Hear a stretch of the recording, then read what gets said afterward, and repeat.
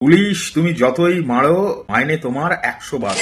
আমি জানি না এই লাইনটাকে কেন কোটেশন করা হলো রাজ চক্রবর্তীর যে হোক কলরব, তার যে ফার্স্ট লুক বা ফার্স্ট মোশন পোস্টার এসছে সেইখানে। বন্ধুরা, এই যে স্টেটমেন্টটা, এটা বহু বছরের একটা স্টেটমেন্ট যে পুলিশ তুমি যতই মারো মাইনে তোমার 112। তো এটা আমি ছোটবেলায় শুনেছি, এটা সিপিআইএম এর আমল থেকে চলছে। তো আমি জানি না এক্স্যাক্টলি রাজ চক্রবর্তী কি দেখাতে চলেছে তার হোক কলরব এই সিনেমাটাতে। সিনেমাটা 23 জানুয়ারিতে রিলিজ করতে চলেছে। অলরেডি তার ফার্স্ট লুক চলে এসছে এবং এখানে শাশ্বত বাবুকে আমরা দেখতে পাচ্ছি। সেখান থেকে আরো একটা কনফিউশন ক্রিয়েট হচ্ছে। শাশ্বত বাবুকে না অনিমেষ দত্তের মতো লাগছে। ওনার প্রলয় 2, সেখানে অনিমেষ দত্তর ক্যারেক্টারটা ভয়ঙ্কর হিট একটা ক্যারেক্টার। শাশ্বত বাবুকে কিন্তু প্রলয় 2 এর ওই ক্যারেক্টারের মতো লাগছে, প্রলয়ের মতো, মানে অনিমেষ দত্তের মতো। তাহলে কি এটা প্রলয়ের কোনো প্রিকুয়েল বা কোনো সিকুয়েল, যেটা শাশ্বত বাবুকে কেন্দ্র করে শাশ্বত বাবুর মাধ্যমে সমাজের একটা ঘটনাকে তুলে ধরবে? এবং বন্ধুরা, মাথায় রাখতে হবে, এই যে ছাত্র আন্দোলনকে কেন্দ্র করে আমাদের পার্শ্ববর্তী দেশে পুরো সরকার পরিবর্তন হয়ে গেছে এই ছাত্র আন্দোলনের মাধ্যমে। তো রাজ চক্রবর্তী তিনি ছাত্র আন্দোলনকে সাপোর্ট করে ছাত্র আন্দোলনের মতো একটা কনসেপ্টকে তুলে আনছে। কোন সময়ের গল্প, কি গল্প, আমি কিন্তু কিচ্ছু বুঝতে পারছি না। কিন্তু এই সময় তৃণমূল কংগ্রেস, আমরা জানি যে উনি তৃণমূল কংগ্রেসের একজন প্রচন্ড ইম্পর্টেন্ট পদে আছেন এবং সেই জায়গা থেকে দাঁড়িয়ে একজন পরিচালক হিসেবে এরকম একটি গল্পকে প্রেজেন্ট করতে চলেছেন। এটার জন্য একটা ফার্স্টে কুর্নিশ জানায় রাজ চক্রবর্তীকে। দ্বিতীয়ত হচ্ছে, আমার মধ্যে দুটো তিনটে কনফিউশন ক্রিয়েট করে দিয়েছে এটার ফার্স্ট লুক পোস্টার, এবং যেটা ভালো, মানে এই যে কনফিউশনটা ক্রিয়েট হচ্ছে এটার জন্যই কিন্তু আমি আবার দেখতে যাবো এটাকে লাফাতে লাফাতে, যে কি জন্য এই স্টেটমেন্টটা পেছনে দিয়েছে যে পুলিশ তুমি যতই মারো মাইনে তোমার 112। এটা বহু পুরনো একটা স্টেটমেন্ট। তাহলে কি কোনো পুরনো ঘটনাকে তুলে আনছে নাকি এই স্টেটমেন্টটাকে ইউজ করেছে জাস্ট করার জন্য, কিন্তু প্রলয়ের যে অনিমেষ দত্ত তাকে নতুনভাবে প্রেজেন্ট করে তার মাধ্যমে একটা অন্য গল্পকে আমাদের সামনে তুলে ধরবে? এছাড়াও আরো একটা বিষয়, সেটা হচ্ছে প্রলয় 2ও উনি কিন্তু শুট করছেন।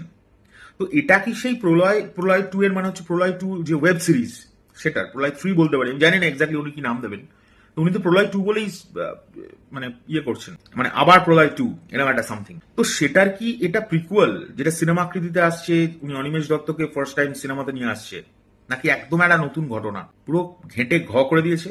তবে যে ফার্স্ট লুকটা এসছে, মানে ফার্স্ট পোস্টারটা, মোশন পোস্টারটা আমার ব্যাপক লেগেছে। একটা পেট্রোল বম্ব হাতে নিয়ে ওনার মুখটা ঢাকা, কিন্তু হ্যাঁ গোঁফ আছে কি নেই আমি বুঝতে পারছি না। অনিমেষ দত্ত যে ক্যারেক্টারটাকে আমি ভাবছি, শাশ্বতবাবু যে ক্যারেক্টারটা, দেখা যাক, প্রচন্ড ইন্টারেস্ট জাগিয়ে দিয়েছে। তোমাদের কি বক্তব্য এটা নিয়ে অবশ্যই কমেন্ট করে জানাবে। আর আমার এই ভিডিওটা কেমন লাগলো, কারণ আমি আজকাল একটুখানি ইনস্টাগ্রাম এবং ফেসবুক এইসব জায়গায় ভিডিও তৈরি করছি, বাট নিজের কথাগুলো বলতে বেশ ভালোই লাগছে। তোমাদের কেমন লাগছে অবশ্যই কমেন্ট করে জানাবে, এটা বাদ দাও। আর দ্বিতীয় কথা হচ্ছে, আমি খুব কনফিউজ, কিন্তু 3-4টে বিষয় মাথার মধ্যে ঘোরালো রাজ চক্রবর্তী। দেখা যাক এটা কি হয়। বর বউ দুজন মিলে ভালোই দিচ্ছে। একজন ভয়ঙ্কর লেভেলের কাজ করছেন, একজন ভয়ঙ্কর লেভেলের সিনেমা তৈরি করছেন।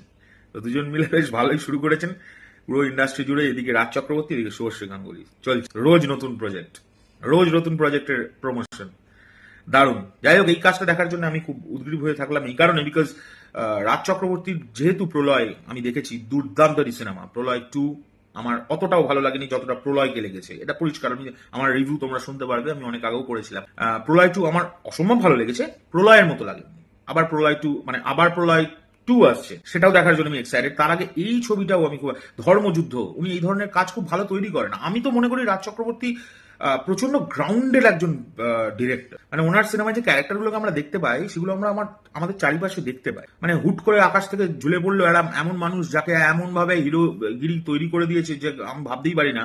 মানে সবসময় সে ব্র্যান্ডেড জামা কাপড়ই পরে, এরম নয়। মানে রাজ চক্রবর্তীর সিনেমার হিরো আমাদের মতো হয়তো এরকম একটা ফাটা গেঞ্জিও পরতে পারে, যে গেঞ্জিটায় ফুটো আছে। তো এরকম ধরনের বিষয়, উনি খুব গ্রাউন্ডেড ক্যারেক্টার্স এর উপর গল্প তৈরি করেন, যেটা আমি ফিল করি। যাই হোক, আমি অত তো সিনেমার ওনার মতো নিশ্চয়ই বুঝি না, আমি জাস্ট ভিডিও দেখে, মানে সিনেমা দেখে বা প্রজেক্ট দেখে আমি আমার মন্তব্য দিতে পারি। এখন তো সবাই মন্তব্য দেয়, তো আমিও দিচ্ছি সেই হিসেবে।